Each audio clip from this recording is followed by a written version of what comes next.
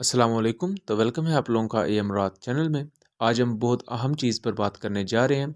जैसा कि आपको पता है कि कुछ दिनों से एक बहुत ज़्यादा बहस चल रही है, डिबेट चल रही है पाकिस्तान और इंडियन ओशंस के दरमियान और हमारी जो सोशल मीडिया कम्युनिटीज़ हैं उनके दरमियान, कि जो म्यांमार ने एयर स्ट्राइक की हैं और उनके बॉम्ब्स जो इंडियन साइड पर गिरे हैं, उसकी वजह क्या थी, वो किन जहाज़ों ने एयर स्ट्राइक की और उसमें बेसिकली हुआ क्या था। इस पर इंडिया ने अभी तक कोई रिएक्शन नहीं दिया था, लेकिन अब इंडिया की मिनिस्ट्री ऑफ एक्सटर्नल अफेयर्स, जैसे पाकिस्तान का फॉरेन अफेयर्स का हमारा ऑफिस होता है, इस तरह की इंडिया का जो MEA है, उसके स्पोक्स पर्सन ने इस पर पूरी स्टेटमेंट दी है। और इस स्टेटमेंट के अंदर भी कई ऐसी चीज़ें हैं जो बिल्कुल हकीकत से ही मुतनाज़ हैं, लेकिन इस स्टेटमेंट के अंदर ही खुद इंडिया के MEA के स्पोक्स पर्सन ने कहा है कि जो बॉम्ब्स गिराए गए हैं वो इंडियन इलाकों में गिरे हैं, जबकि इससे पहले इंडियन सोर्सेज ये कह रहे थे कि बॉम्ब्स तो इंडिया में गिरे ही नहीं हैं, वो बॉम्ब्स तो म्यांमार में गिरे हैं। और जो एयर स्ट्राइक की गई है उसमें म्यांमार ने अपने टारगेट मिस कर दिए हैं, जबकि इस न्यू ऑफिशियल स्टेटमेंट के मुताबिक जो म्यांमार की तरफ से बॉम्ब गिराए गए, पाकिस्तानी सोर्सेज के मुताबिक और इंटरनेशनल सोर्सेज के मुताबिक, जो म्यांमार के GF-17 थंडर्स ने बॉम्ब गिराए दो, वो इंडियन साइड पर गिरे हैं। इस पर तफसील से बात करते हैं, लेकिन वीडियो में आगे बढ़ने से पहले आप चैनल को सब्सक्राइब कर लें एंड हमारी वीडियोस को शेयर कीजिएगा। 10 से 11 जनवरी के दौरान म्यांमार एयरफोर्स एक ऑपरेशन कंडक्ट करती है चीन नेशनल आर्मी के रिबेलियन ग्रुप्स जो हैं उनके खिलाफ, जिसे CNA टेररिस्ट कहा जाता है। इनके जो बेसिक हाइडआउट्स हैं वो आपको ज़्यादातर मिलेंगे म्यांमार, बांग्लादेश, इंडिया के जो बॉर्डर्स जिन एरिया में मिलते हैं, वहाँ इस प्रोक्सी की प्रेजेंस मौजूद होती है। एंड इस प्रोक्सी को और उसके अलावा जो मुख्तलिफ वहाँ तंजीमें दूसरी भी काम करती हैं, उनको बांग्लादेश, इंडिया एंड म्यांमार की जानब से एज अ टेररिस्ट ऑर्गेनाइजेशन के तौर पर रिकगनाइज किया जाता है। म्यांमार इनके बारे में शुरू से ही काफ़ी ज़्यादा कंसर्न का शिकार था। ना सिर्फ म्यांमार बल्कि वहाँ जो मुख्तलिफ ट्राइब्स इनके इन्फ्लुएंस के अंडर हैं, वो ये चाहते हैं कि वो इंडिया और म्यांमार और इसके अलावा दूसरी जो 7 कंट्रीज़ हैं उनसे अलहदा होकर अपनी अलहदा एक रियासत कायम करें। यही वो चीज़ है कि जिसकी वजह से ये सेपरेटिस्ट मूवमेंट यहाँ की जो गवर्नमेंट्स हैं उनके खिलाफ काम करती है, और यहाँ मुख्तलिफ इसी तरह के ह्यूमन ट्रैफिकिंग और ड्रग्स वगैरह के काम भी क्रॉस द बॉर्डर होते रहते हैं। म्यांमार ने इनके खिलाफ अपने GF-17 थंडर्स के थ्रू एक एयर स्ट्राइक की थी, जिसमें 2 बॉम्ब्स को यूज़ किया गया था, और हमारी मालूमात के मुताबिक ये प्रिसीशन गाइडेड बॉम्ब्स थे।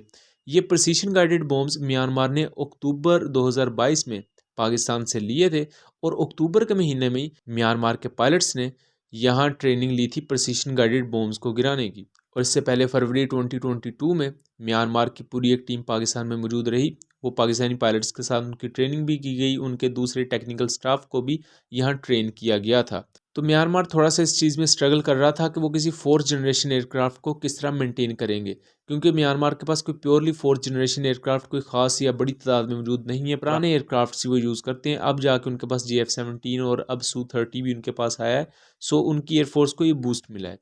अब इन GF-17 थंडर्स की प्रॉपर मेंटेनेंस के लिए पाकिस्तानी क्रू को भी म्यांमार जाना पड़ा था, उसके साथ साथ चाइनीज़ क्रू भी जाता रहा है।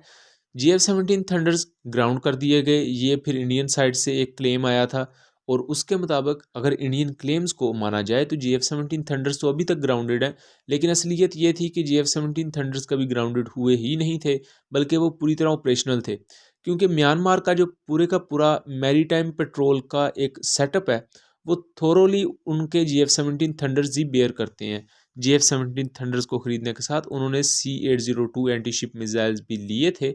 इसके साथ साथ अनकन्फर्म्ड रिपोर्ट्स इस वक्त मौजूद हैं, वो CM-400 AKG मिसाइल्स के बारे में भी हैं कि म्यांमार उन्हें भी ख़रीद सकता है।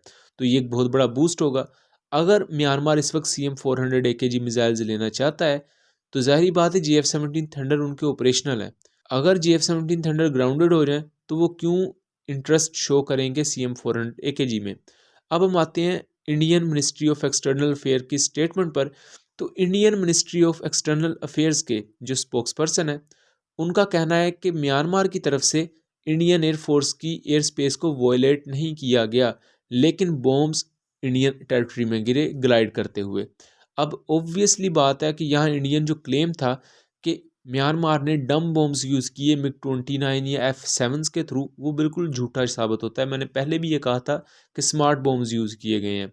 अब जो म्यांमार के GF-17 थंडर्स थे, वो म्यांमार की हदूद के अंदर रहे, लेकिन उन्होंने दूर से ही अपने स्मार्ट बॉम्ब्स डिप्लॉय कर दिए। ये स्मार्ट बॉम्ब्स कई किलोमीटर दूर तक ग्लाइड करते हुए गए, जिसको मुख्तलिफ इंटरनेशनल साइट्स ने भी कवर किया था कि म्यांमार के जो बॉम्ब्स थे ये 9 किलोमीटर अंदर तक इंडियन टेरिटरी में गए और वहाँ जाके इन्होंने टारगेट्स को हिट किया। अब इंडियन एमईए के स्पोक्स पर्सन है, वो ये कहते हैं कि एक बॉम्ब गिरा और वो भी एक दरिया में गिरा। चंपाई का एरिया था, एक विलेज है, वहाँ ये बॉम्ब्स गिरे। लेकिन अगर हम यहाँ पिक्चर्स देखें उस एरिया की जहाँ बॉम्बिंग की गई है, तो दो बॉम्ब्स गिरे नज़र आते हैं। एक उन हाइडआउट्स में जहाँ वो टेररिस्ट मूवमेंट के लोग मौजूद थे। दूसरा एक बॉम्ब एक सड़क या शाहरानुमा जगह पर गिरता है, जहाँ से ओबियसली वो लोग या तो भागने की कोशिश कर रहे थे या उनके कोई व्हीकल्स थे जिनको उस बॉम्ब ने निशाना बनाया। सो जो दूसरा क्लेम है वो भी गलत साबित होता है। पहला तो ये क्लेम था कि एक बॉम्ब गिरा है, जबकि अगर हम पिक्चर्स को देखें उस एरिया की तो हमें पता लगता है कि दो बॉम्ब्स गिरे हैं। दूसरा ये क्लेम था कि ये जो एक बॉम्ब गिरा है ये किसी दरिया में जाके गिरा है, वहाँ जो इंडियन म्यांमार बॉर्डर पर लगता है। लेकिन ये चीज़ भी गलत साबित होती है, क्योंकि वो बॉम्ब जो गिरे हैं उनकी तस्वीर इस वक्त इंटरनेट पर मौजूद हैं, आप स्क्रीन में भी देख सकते हैं। तो ये बॉम्ब किसी भी दरिया में नहीं गिरे, बल्कि इन्होंने अपने टारगेट्स को हिट किया है।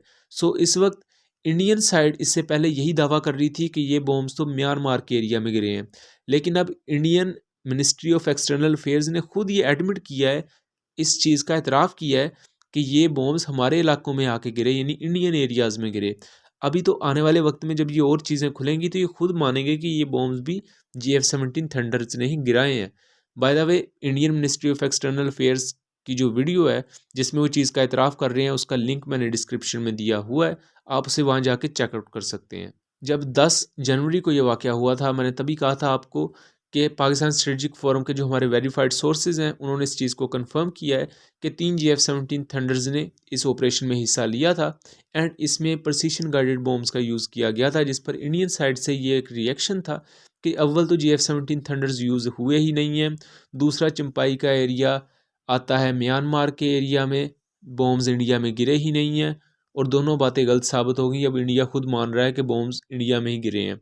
दूसरा, इंडिया की तरफ से जो इस वक्त मेरे सोर्सेज के मुताबिक इंडिया इस पर कोई ख़ास रिएक्शन नहीं दिखाना चाहता। इंडिया म्यांमार के साथ किसी सूरत तल्लुकात ख़राब नहीं करना चाहता और इंडिया इसका एक डिप्लोमेटिक जवाब देगा, जस्ट अपने मुल्क के लोगों को थोड़ा सा मुतमईन करने के लिए। बट ओवरऑल तो ये एक इंडिया के लिए कंसर्न की बात है कि एक म्यांमार जैसा मुल्क जो इतनी ज़्यादा कोई जियोपॉलिटिकल डेप्थ नहीं रखता, वो आपके मुल्क में 9 किलोमीटर अंदर आके बॉम्ब गिरा के चला जाता है और आप उसके बारे में कुछ नहीं कर पा रहे।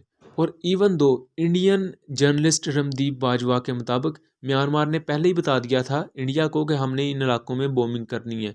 तो क्वेश्चन यहाँ ये खड़ा होता है कि जब इंडिया को पता था कि हमारे इलाकों में बॉम्ब गिराने हैं म्यांमार ने, तो इंडियन एयरफोर्स फिर खुद ही इन टेररिस्ट ऑर्गेनाइजेशंस के खिलाफ ऑपरेशन कर लेती, क्योंकि इंडियन एयरफोर्स तो काफ़ी बड़ी है म्यांमार एयरफोर्स के मुकाबले में। और दूसरा, इंडियन एयरफोर्स और इंडियन मीडिया ये खुद कहता है कि इंडियन एयरफोर्स का काउंटर इंसर्जेंसी ऑपरेशंस का बहुत तजर्बा है एंड एटसेट्रा एटसेट्रा।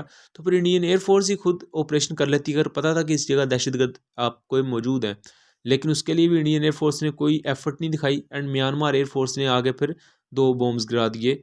एंड ये वो सारी एक स्टोरी थी जिसमें एक नया टर्न आया है और मैंने इसका सारा वो एनालिसिस आप लोगों के सामने पेश किया। उम्मीद करता हूँ चीज़ें क्लियर रही होंगी। मिलेंगे अगली वीडियो में, तब तक के लिए अल्लाह हाफिज़।